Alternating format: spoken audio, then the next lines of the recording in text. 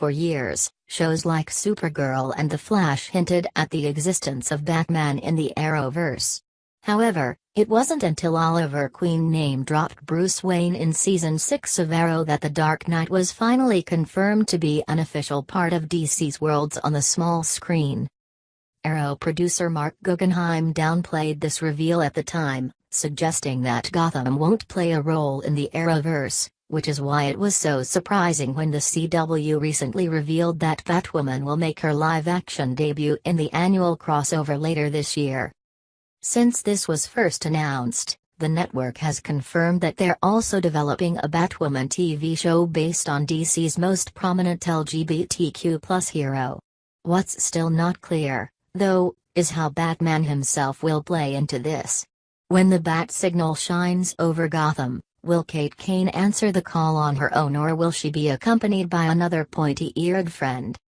If Batman does play a recurring role on the Batwoman TV show, then the Arrowverse might have a problem on its hands that not even the world's greatest detective could solve. After all, it's no secret that the entire story of Arrow draws heavily from the mythology of Batman. Both Oliver Queen and Bruce Wayne hide behind a rich playboy persona, using a variety of gadgets to protect their respective cities while working out of a cave with young sidekicks in tow. The similarities don't end there. Specific characters from Arrow's supporting cast might also be remarkably familiar to fans of the Caped Crusader.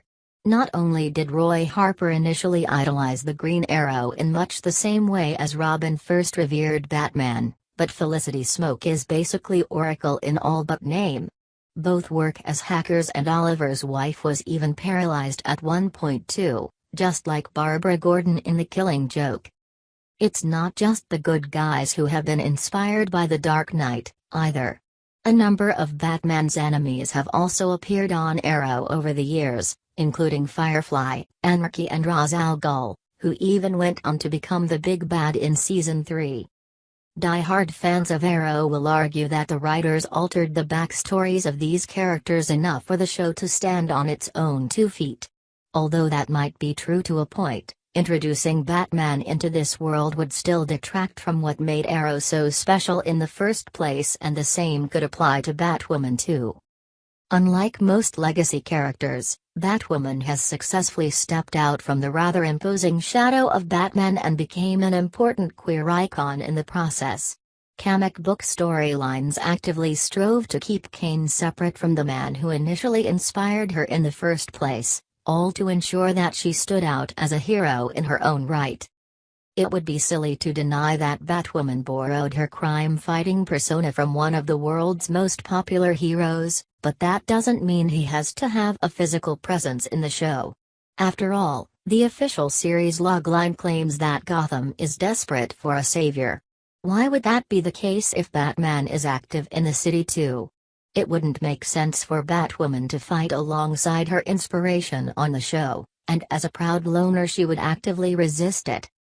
If Batman has to appear at some point, then the show could draw on Superman's brief appearances in Supergirl for inspiration, bringing him in occasionally as and when it suits the story.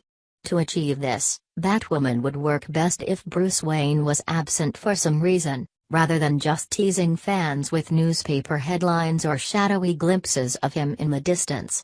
Perhaps Batwoman could even be set in a future where the Dark Knight has retired completely, borrowing elements from the animated series Batman Beyond. The Batman issue will have to be addressed eventually, but if not handled right, this could cause real problems for both Batwoman and the Arrowverse at large. Let's just hope that Arrow producer Mark Guggenheim sticks to his guns and decides to avoid including Bruce Wayne in any kind of pivotal way. Between his multiple movies and video games, Batman has had more than his fair share of the spotlight.